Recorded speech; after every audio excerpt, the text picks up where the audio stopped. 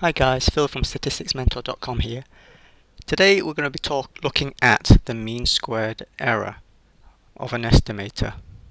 We're going to be focusing on the definition of the thing. So recall, mean square error, we come across that when we're dealing with the topic of estimation, point estimation. So let theta hat be an estimator for a parameter theta. What do I mean by a parameter? Well, here's an example. Say x is a random variable which is Poisson. It has a parameter lambda.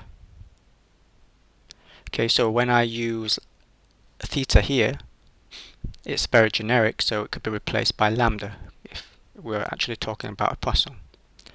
Say that y is a normal, then I have parameters mu, the mean, and sigma square, the variance. So here you've got two parameters. Okay, so in data analysis, the usual thing is that we don't know what the value of the parameters are.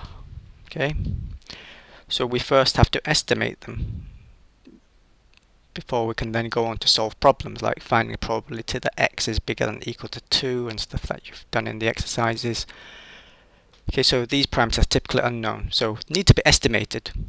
So there will be some kind of algorithm, some kind of formula you have, so you plug in the values and you get out a value for theta.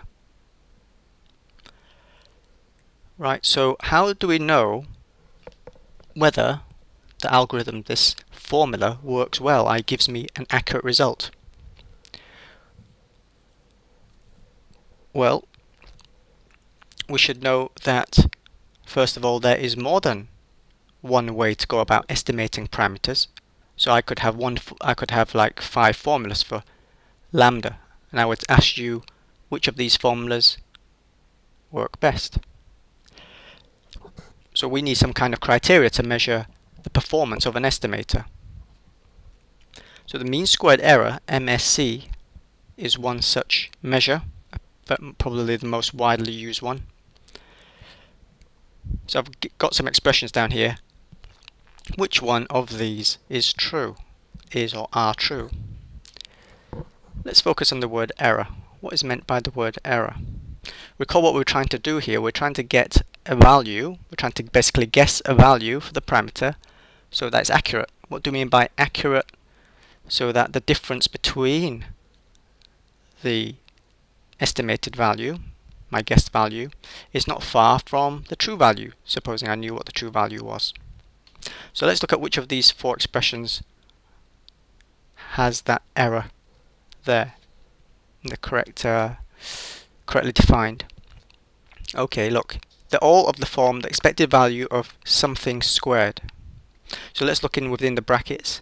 This one is looking at the difference of the estimator to the expected value. That's the value on average that you'd expect from this estimator. So is that the error that we're looking for? No.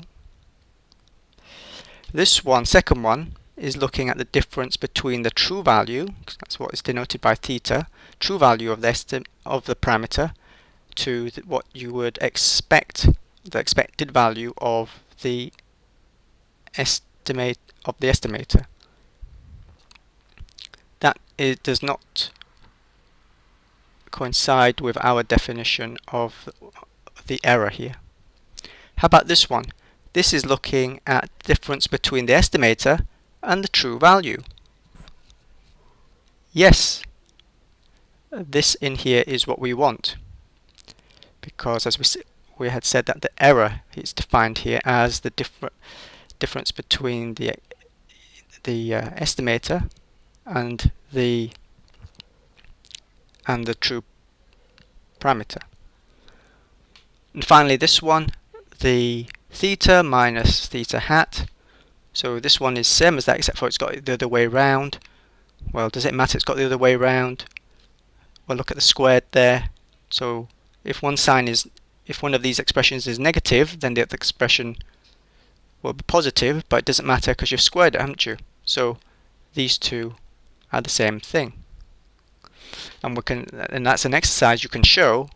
Expand the brackets, take the expectation through the brackets to show that these two are the same thing. Right, so now let's recap then. Mean square error. Why is it called mean squared error? Okay, let's look at this line. Mean, the expected value is like the mean. Squared. Error. There you go. So we have the mean squared error. And finally, mean squared error, because you see you have to do some algebra of this mean squared error on the courses, but first you got to know how it's defined. What's the minimum maximum value can this mean squared error take? Can it take negative values? You're answering no. And you'd be correct if you answered that, because why? Because you've got squared terms. Okay, the expected value of here squared terms, so it's not going to be negative. So it's going to be bigger than or equal to 0.